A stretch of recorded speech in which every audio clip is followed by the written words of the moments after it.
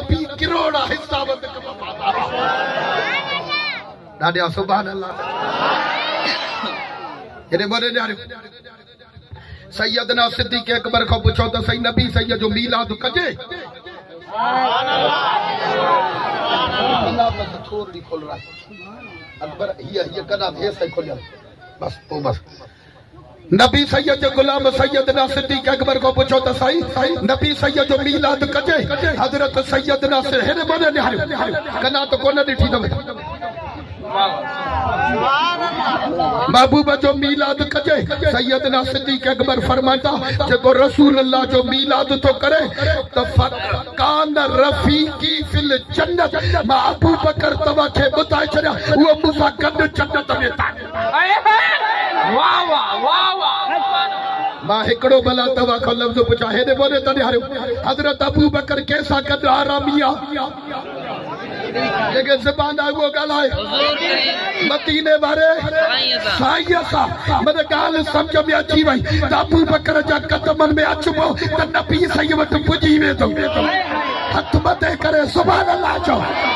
हजरत अमीर उमर को पूछो सही महबूब जो मीलाद कजे हजरत अमीर उमर तो चवे मुखे नबी पाक लक़ब दई छडियो तू फारूक आज़म हक़ ई बातिल जो ड्रोड़ा मां तवा के बुधाए छड़ा जेको नबी जो मीलाद तो करे फकत आयाल इस्लाम उन तहकीक इस्लाम के जिंदा करे छडियो हाणे वारो आयो उस्मान गनी जो हाय हाय के जो उस्मान गनी जेके थकजी पिया हुए भी ॻाल्हायो उस्मान गनी ये थकल हला जेके न थकिया हुए ॻाल्हायो उस्मान गनी चङो चङो भई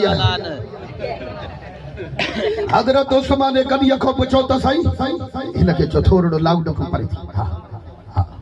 सुभान अल्लाह हां हां आपको गिरा आप इधर से साइड हो जाए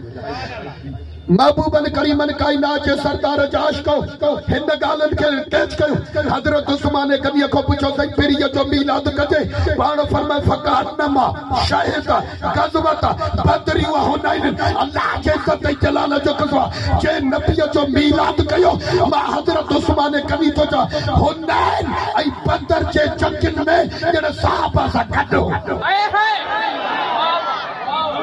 आने वारो अचियो मौला अली मौला जी ज़बान कम करे थी वडे आवाज चो मौला चो अली अलिया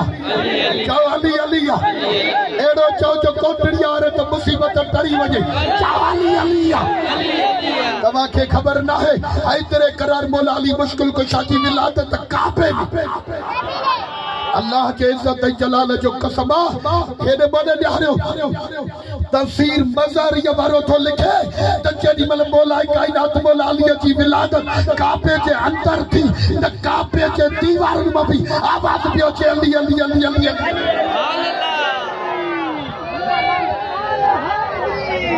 नारे हैदरी हां हाने खबर तेरा डाडिया रड़ करे सुभान अल्लाह त बस बी न खोल जो हिनर की हेरे मोरे ने हरे चौ मौला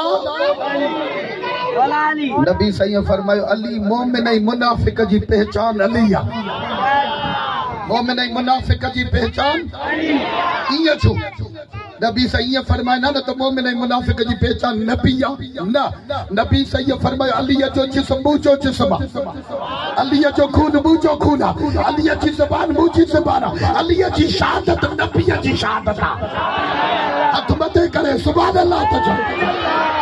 हैदर करार मौला अली को पूछो सही नबी सैयद जो मीलाद कजे पाण फरमाए जे नबी सैयद जो मीलाद कयो मां मौला कायनात मौला अली मुश्किल कुशा उनके बिशारत तो दई छड्या फयद कुल जन्नत बेकायर हिसाब अल्लाह के इज्जत जो कसम जेको नबी जो मीलाद तो करे उनको पुछाड़ो न थींदो बेकायर हिसाब जे जन्नत में दाखिल थींदो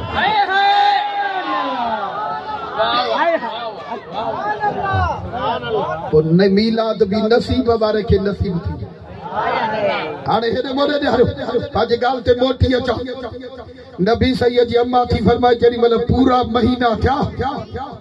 इहो लफ़्ज़ थोरो वज़ाहत करे छॾिया इहो साॻियो सुवाल नबी सैयद खां कयो वियो साईं पहिरियों अल्लाह ताला कहिड़ो नबी पैदा फरमायो नबी सैयद फरमाए कुंतु नबिय्यन आदम बैनल माए व तीन हज़रत आदम अञा पाणीअ मिटीअ में मां मुस्तफ़ा उन वक़्त बि नबी हुयुसि